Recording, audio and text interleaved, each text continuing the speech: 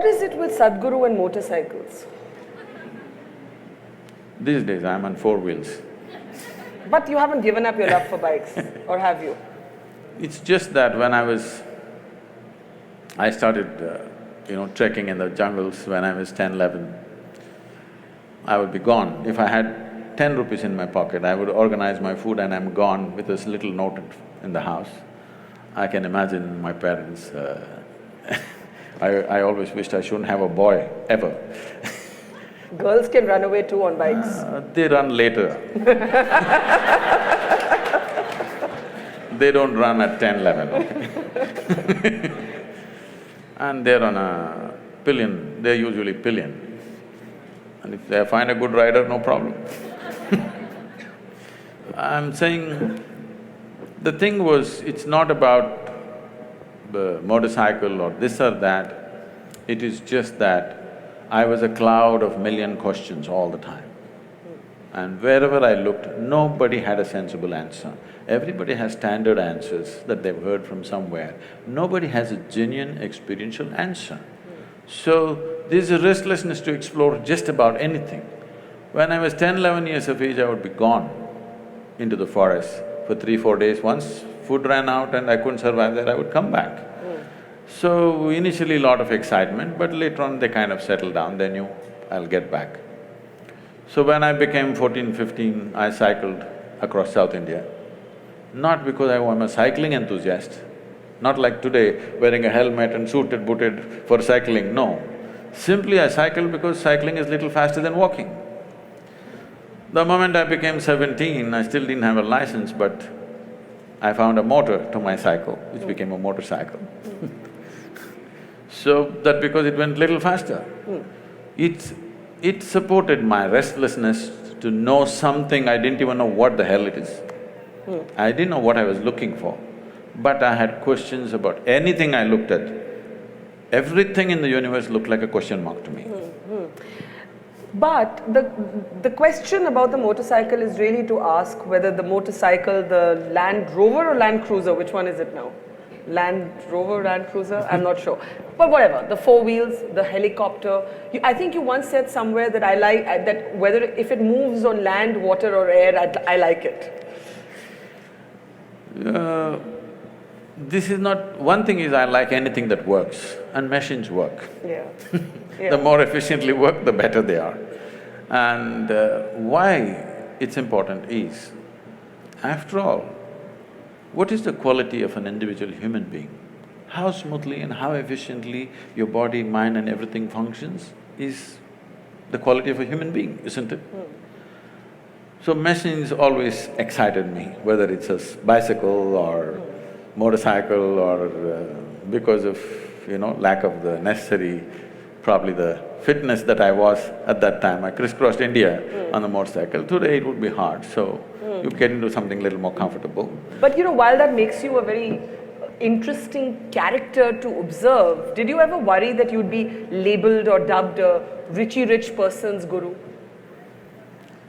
This is the Sadhguru who flies his own planes, who likes his BMW, who likes his game of golf, who likes having a little frisbee match on the greens. Let's come to that.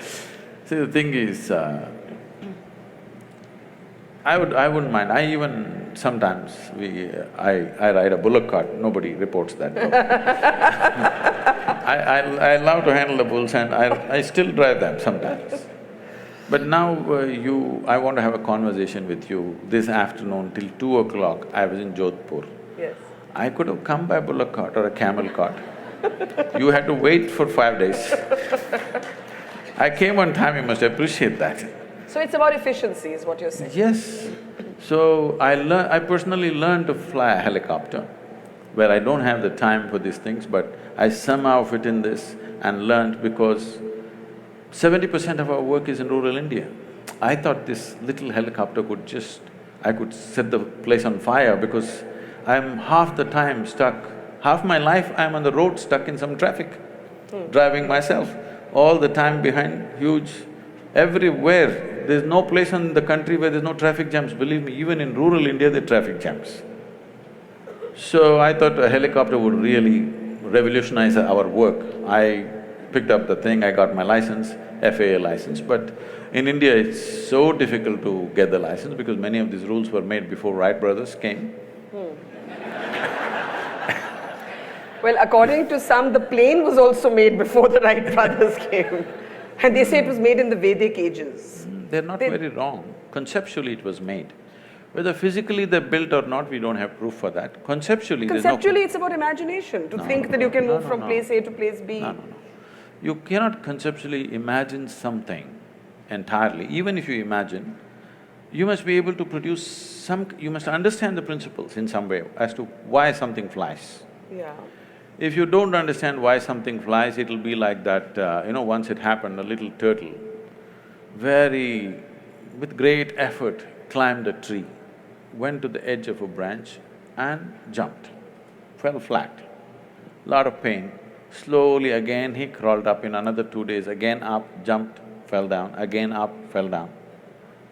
After a few days, two birds were sitting on the opposite tree.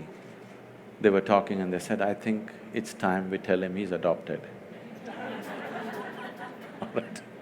So I'm saying, what cannot fly, you cannot make it fly. Yes. People thought in detail as to what can fly, what cannot fly. Conceptually they thought, whether they built or not, we don't know.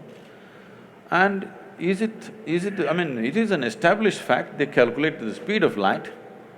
Some individual cannot calculate the speed of light just like that if there was no whole scientific culture around him.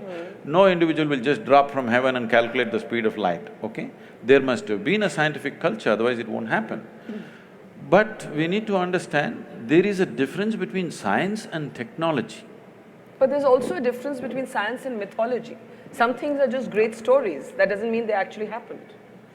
See, for example, there are images or there are sketches which probably somewhere between 3,000 to 4,000 years ago were made, where it clearly shows a turtle and a round planet sitting on it and going around. Turtle is the best example, best analogy for a planetary movement, because a turtle cannot accelerate.